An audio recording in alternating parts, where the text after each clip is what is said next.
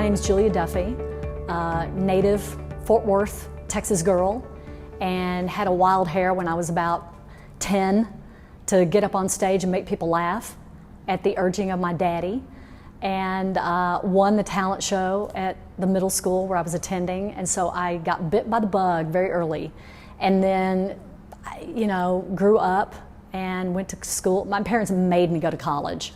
I wanted to go to LA and become a weirdo, like right out of the gate, but they were like, you will be getting an education. I'm like, can I make people laugh and get an education? And they're like, no. So I was in jail for 4 years in college, and graduated, did get a degree and all that junk, and then decided to go out to LA and pursue my dreams of making people laugh, just in whatever form and function that that entails. And long story short, did the road, did stand-up comedy, all that junk, and landed as a television audience warm-up comic, which is kind of a niche out there, and it's really a niche for women. Like, I was one of only maybe 3 or 4 women that did it. And what you do is they hire somebody like me for all of these tapings of shows in Hollywood that require a live studio audience. So like the audience is mic'd, so it's like all of this and like, ooh, it sounds so good, ooh, you're so funny, oh my God. All of that. So they put that on the tape, and the show is a smashing success and all that good stuff. Anyway, they hire a spaz like me, a professional one though, dang it, to come in, and you're kind of the show within the show. So like whenever you do the commercial breaks, then it's back on you, and then you got to like keep the audience up, and I mean, even if it's just telling jokes, playing games, whatever the attitude is, doing karaoke, and being silly. So I found it was so much fun and good money. You got to stay home and great benefits. The union was on your side. What more can you ask for? Professionally, I think it was working on an Emmy-nominated show and getting to be the producer, one of the producers of that. Personally, it was taking care of my mommy, like coming home when she got sick, and really understanding what family's all about, and finding out really a lot about me and my strength. And I didn't know that I had stuff in me that was there. Who knew? So yin and yang, the professional fun and games, and then the personal a little bit more serious. I did. I am very. It's so funny. I just had that conversation with somebody much younger than me, and she's like, not everybody knows what they want to do. I have no idea. I guess sometimes you come out of the womb a little bit different, and I think that was fostered in my family. So at a very early age, I just loved making people happy, kind of a people pleaser. So take that to on steroids, and yeah, it's fun. Well, besides my parents, Joan Rivers, Carol Burnett, Lily Tomlin, those are kind of the big ones for sure. Lucille Ball. I think like Amy Schumer is a new one who's broken through. And I hate to say this, but I really think it's still the guys running the industry, like be it Comedy Central. There are a few women though that are in there, they're high up, but I think it's the stigma of, oh, well, the guy is going to bring more box office. The guy's a bigger draw. Well, not necessarily. I mean, look at Chelsea Handler, Kathy Griffin is actually one of my peers, and she's done, she's found her niche and so forth, and she's great. But I still think until you get a cleaning house, perhaps, of the old attitude, I think we have broken great grounds. I think it's on its way. Say, like for instance, on the road, doing a lot of, there are women doing it, but to be honest with you, I haven't been to a club in a long time. But like say the Improv, I drive by there all the time. That's in my neighborhood. I hardly ever see a woman's name on there. Now, I don't know if that's because there seems to be a lack of just girls doing it. I would say it's still probably 2 to 1 easy, if not 3 to 1. men over women doing it. Yeah. And I wonder if that isn't somehow, like, for instance, me. I wonder if it wasn't my fault, because I was so grateful to get my foot in the door that I didn't demand anything. And you know, there's a thing called scale when you're in the union. Like, for this position, there's scale. Well, scale is not necessarily to the cent. Scale is actually a range. So I could have negotiated more. And I think a lot of that has to do with your own responsibility in that as well. I'm not putting it back on the women 100%, I'm really not. I'm saying I was an idiot in a lot of these situations where I could have gone, but I didn't know. I had no idea, like the guy before me, what did he make? I don't know. Well, we have a budget for $1,000. Okay. You know, and that's, we got to get over that, just as a gender and as a species. It's really, I just wonder, perhaps my generation and the way I was raised as well, you're a little bit more, not sit over there and be quiet toots or anything like that, but a lot of it is just go with the flow, don't make waves, because you don't want to be perceived as a biatch. You know, well, guess what? Nothing gets done unless you stand up and maybe put your stiletto down in the earth. Oh, I would just say, really what my mother and daddy told me, don't ever give up. If you have a dream, you can get it. I really believe that. There's talent, but there's also stuff that you learn along the road, and there's stuff that you learn that you have inside of you that you're not even aware of it sometimes, especially when you're young, because you haven't really lived. You haven't faced a lot of the tough battles. Yeah, and I mean, it's a very sad thing, but it also, I know I wouldn't be the person that I am today. I lost my daddy, the person who inspired me, you know, in the first place to even get on stage. Before I went to LA, I promised him, as he was sick and dying, that I would go to LA and I would pursue my dreams.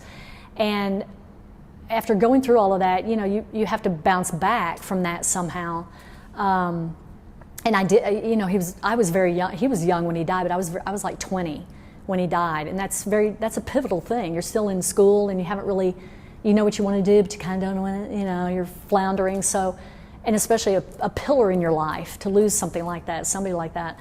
But looking back on that, I think he taught me enough at that point in my life to where I know that maybe things would have been given to me, or I wouldn't have had to work as hard, or you know all of those daddy-daughter things that I was denied, that made me maybe made me a little bit more ambitious and gung-ho, and I think that is a positive, because I think that I would never have had a career if I wasn't just determined. I was going to dadgummit get my career. I just was. I didn't know how, but I was going to stay out there until I got it. I think television's dying. And even though I came from television, I love television. I watch television. I watch every show on Bravo, thank you. And because I have, you know, sometimes you just have to shut your brain down completely, and Bravo is perfect for that. Anyway, so I really think the web, I think that's a natural segue. I think it's inexpensive, it's global, you can have an impact. Like there's less of a gatekeeping issue. Like all the gatekeepers in Hollywood is like, oh, who do I have to suck up today? You know, I mean, it's such a process, and it's like you have your list of people you have to call and please take me. Oh my God, I swear to God, I'm funny. No, I really am. If you have your own show on the web, nobody's telling you, you know, I mean, it's not like it's porn, but nobody's telling you how to do it. Nobody's telling you, no, I don't think that we as a corporation will love your show, toots. You can just do it and let the audience decide, which is what it's all about anyway. It's not about GE pumping money into your product. It's let the audience all by themselves. They're real smart. No, really.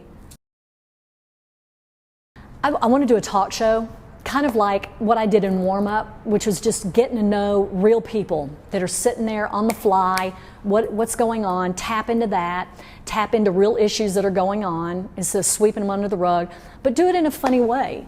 You know, like, hey, we all need to really kind of turn a spotlight on this right now. This is really, we're all feeling this, or there's a segment of this population that's feeling this. This is really wrong. This is immoral. We should all, you know, hopefully make it a community kind of thing with one camera. I'm kidding. And it is a term. Yes, it is. You mean other than my drug use? Yes. Okay. A lot of wine and a lot of meditation. I'm kidding. I don't really, I love that. And that seems to be the buzzword in all the corporations. That we believe in life, work, balance.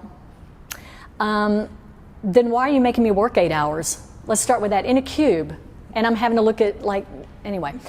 That's, I need to, you're right. I need to go to Hawaii. Let's just call it that. We all need to go to Hawaii. Let's have a timeshare over there. I think life-work balance, that would be great if it could be achieved. I haven't done it yet. I'm sure there are plenty of people out there that can, and they're great at it. I don't even have any children. I don't even have a husband. So can we talk about how out of balance I am? I have 2 dogs, but they're still alive. So that's good. I haven't killed them yet. I laugh a lot at stupid I mean, I think life is a series of silly incidents, you know. I've been through my share of tragedy, and I mean, and I'm sure we're not done yet, so I'm sure there's going to be more, you know.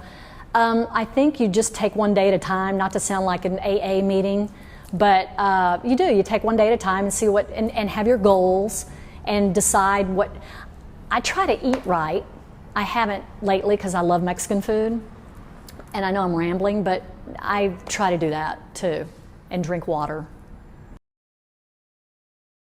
That I entertained people and I made people laugh. It's literally all I've ever wanted to do. I just needed to find out how to do it making money, and how to do like just mass, you know, get it to the masses, which I just, again, I love the idea of the web until they start to regulate it, I guess, you know. I hope they don't, but I'd like to, that I hope that I was a good friend, and that I would really like to help young women get dreams if they don't have them, get a plan to get them, and then kind of like get them out of the nest to go do it and go call me Thursdays, you know, kind of thing. Like just do it, like, and to give them the confidence. I mean, I'm a little girl from Fort Worth, Texas. I just decided I was just going to go out there and just do something, and it was a struggle, and it took time to get to know people and all of that, and worm your way in. It can be done. Anything can be done.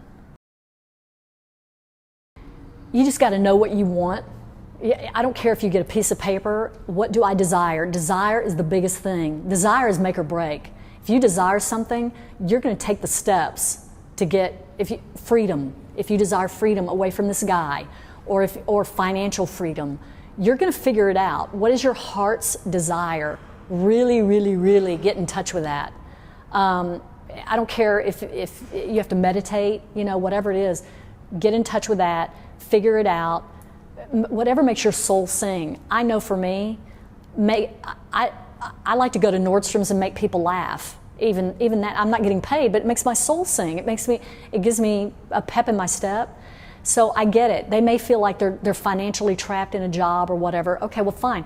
But there's something on the side that you can do. You have to decide that you're gonna sacrifice an hour a night when you get home.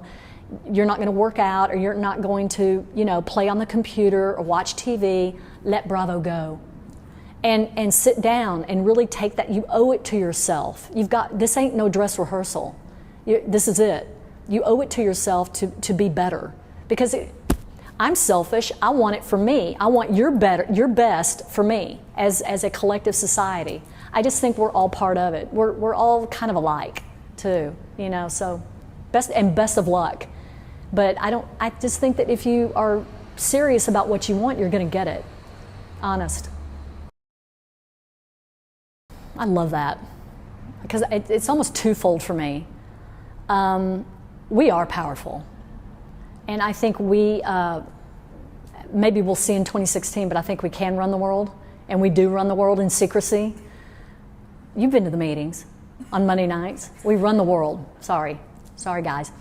But I think also, personally, I learned more about me in times of tragedy, and I do take it personally as a woman because I am a female, but it's like the things that I learned, sometimes I think that we don't even know our own power until our back is against the wall and you have to act or crumble.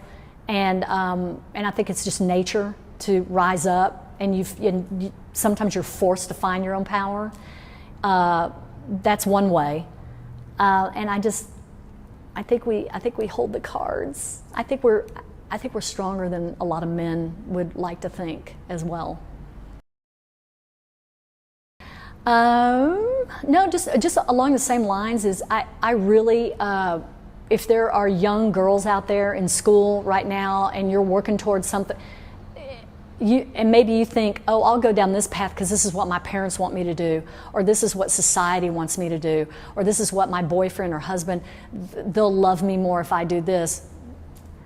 Get over it. Get over yourself and get over it. If you really have a secret dream, make it a secret no longer. Do it, because we will all benefit too. Again, I'm selfish. I want everyone to unleash it and make this world a better place. Not to sound like we are the world, but we are, and it's really true. You never know what you have until you jump off the cliff.